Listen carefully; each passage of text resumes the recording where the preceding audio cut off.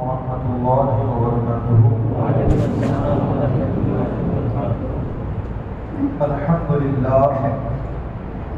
الحمد لله الذي يقطع الأفلاك والأرضين والصلاة والسلام على من كان نبيا وآدم بين الماء والطين وعلى آله وأصحابه أجمعين، أما بعد فأعوذ بالله من الشيطان الرجيم، بسم الله الرحمن الرحيم، يا أيها الذين آمنوا استعينوا بالصبر والصلاة إن الله مع الصابرين، آمنت بالله صدق الله مولانا العظيم۔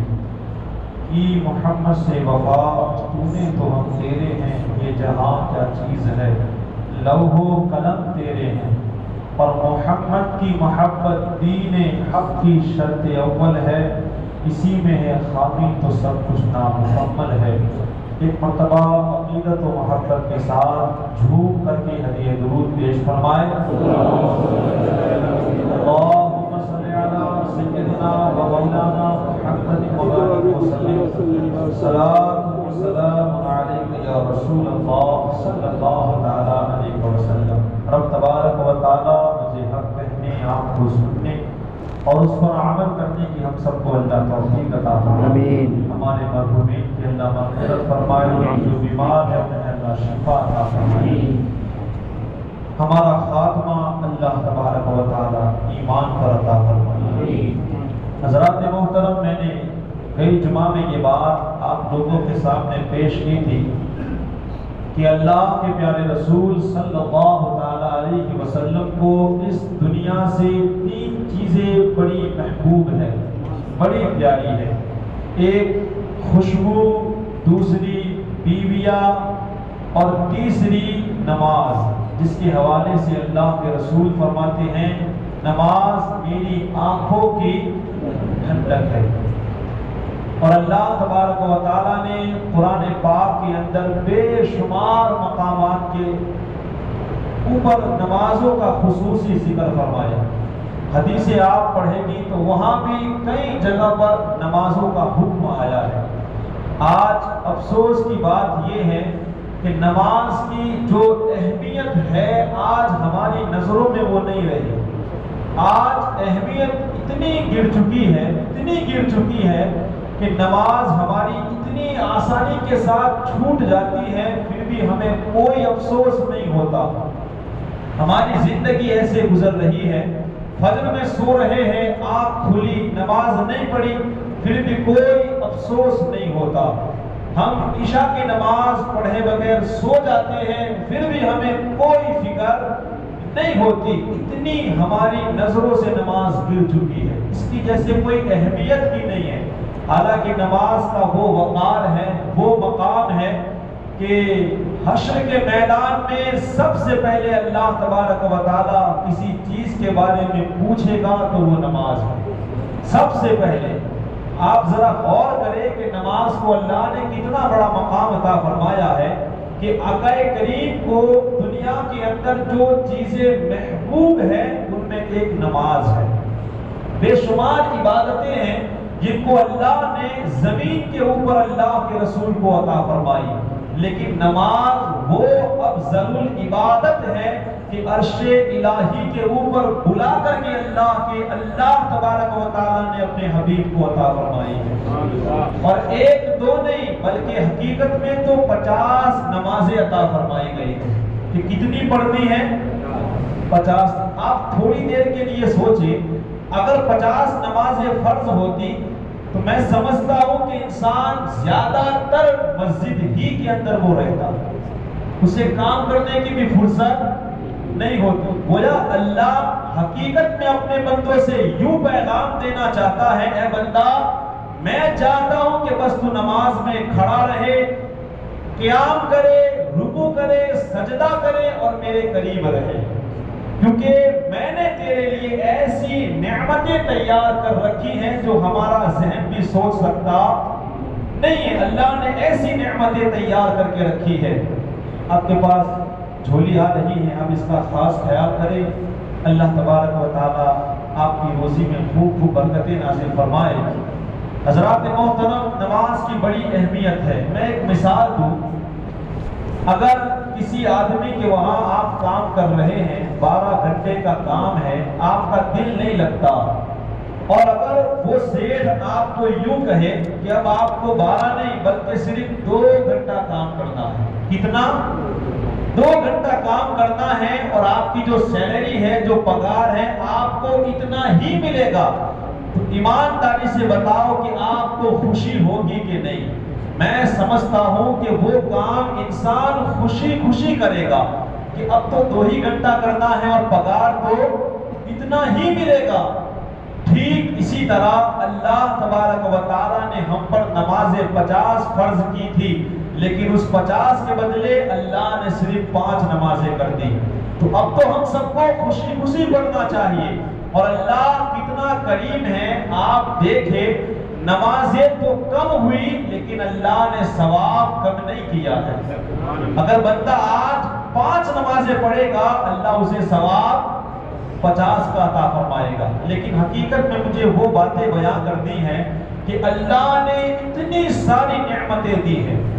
آپ کبھی کبھی غور کیا کریں، اس دنیا کے اندر لاکھوں نہیں کروڑوں انسان ہیں، مگر اللہ کا کتنا شکر ہے کہ اللہ نے ہمیں مسلمان بنا کر کے پیدا فرمایا۔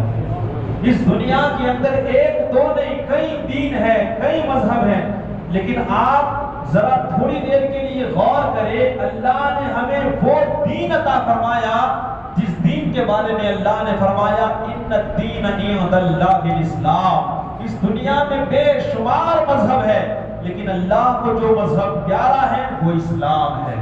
اللہ نے وہ اسلام ہمیں عطا فرمایا۔ اس روئے زمین پر سب سے قیمتی حضور کی ذات ہے، اللہ نے ہمیں ان کا دامن عطا فرمایا ہے۔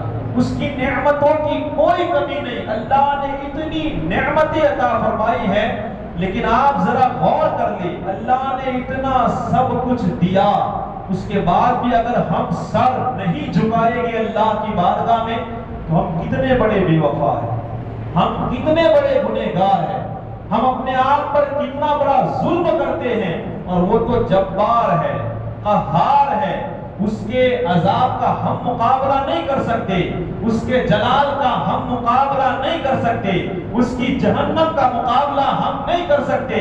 اگر ہم اس دنیا کے اندر اللہ کے آگے نہ جھکے تو ان ساری باتوں کو ہمیں یاد رکھنا ہے جو عذاب اللہ نے ایک بے نمازی کے لیے تیار کر کے رکھے ہیں۔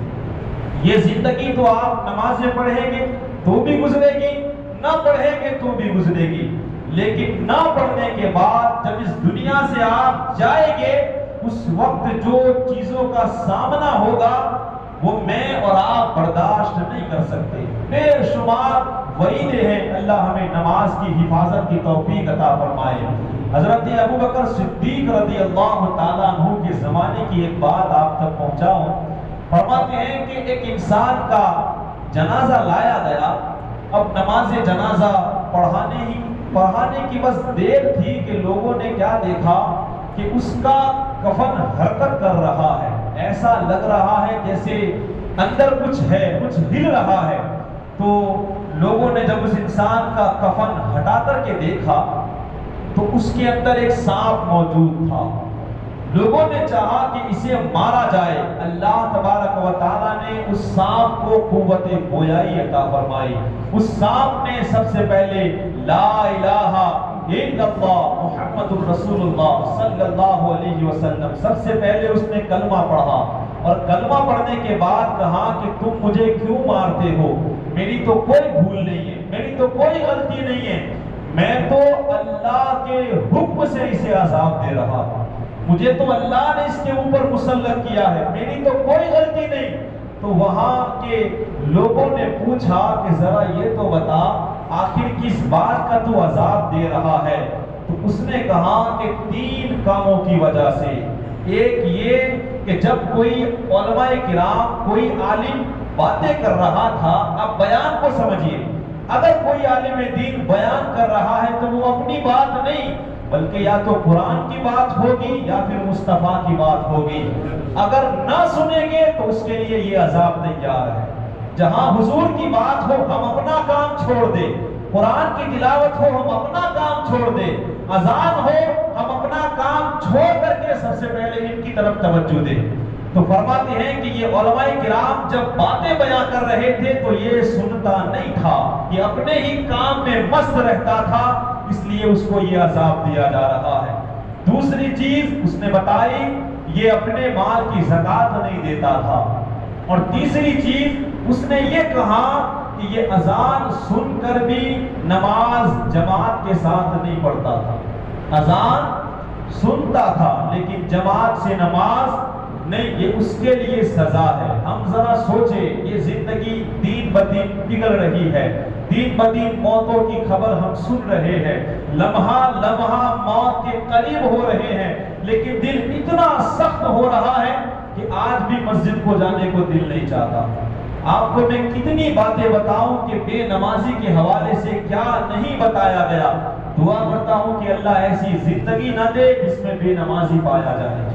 ایک اور میں بات پیش کر رہا ہوں، یہ حدیث پاک ہے، کوئی معمولی بات نہیں۔ حضرت جبرائیل علیہ السلام اور حضرت میکائیل علیہ السلام، جو لوگ نماز نہیں پڑھتے ان کی بات تو دور ہے، جو لوگ جماعت میں تاخیر کرتے ہیں وہ لوگ اس بات کو سنیں۔ کبھی کبھی ہوتا ہے اذان ہوئی تو لوگ جماعت کا انتظار کرتے ہیں، ابھی دیر ہے ہم چلتے ہیں، فجر کی اذان ہوئی اٹھ گئے تو انتظار کرتے کرتے کبھی جماعت بھی ہاتھ سے نکل جاتی۔ وہ لوگ اس بات کے اوپر غور کریں، حدیث پاک ہے، فرماتے ہیں کہ حضرت جبرائیل علیہ السلام اور حضرت میکائیل علیہ السلام اللہ کے پیارے رسول صلی اللہ تعالی علیہ وسلم کے پاس تشریف لائے، اور لانے کے بعد کہا کہ یا رسول اللہ صلی اللہ علیہ وسلم، اللہ تبارک و تعالیٰ نے آپ کو سلام بھیجا ہے اور اللہ نے ہمیں یہ پیغام دیا ہے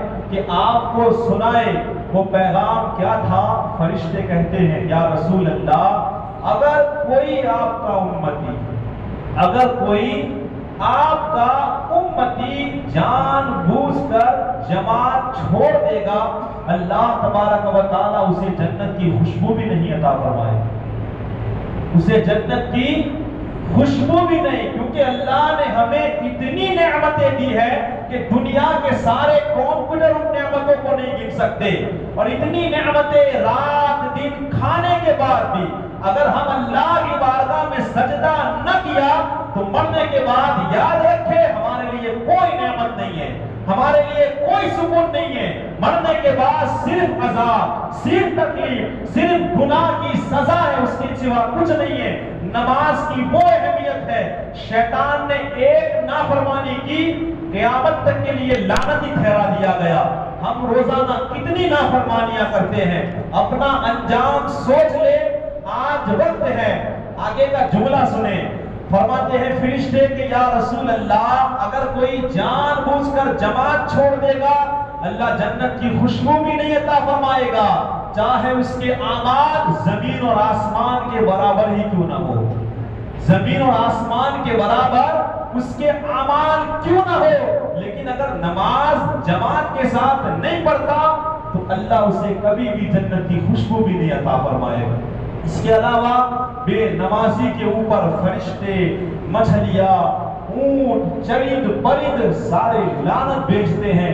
خدا را اپنی نمازوں کی حفاظت کرے، اللہ نے زندگی دی ہے اسے قیمتی سمجھے، خود نماز پڑھے، اپنی مسجد کو ویران نہ کرے۔ وہ لمحہ جب اللہ کے سامنے کھڑا ہونا ہوگا اس وقت شرمندگی کے سوا کچھ ہاتھ نہ آئے گا، جس وقت حضور کا سامنا ہوگا وہ لمحہ ہم برداشت نہیں کر سکتے۔ آج وقت ہے اپنے گناہوں کی توبہ کرے، اپنے گھر میں بھی لوگوں کو نماز پڑھنے کا حکم دے۔ دعا ہے اللہ تبارک و تعالی ہم سب کو عمل کرنے کی توفیق و رفیق عطا فرمائے۔ استغفر اللہ ربی من کل ذنب و اتوب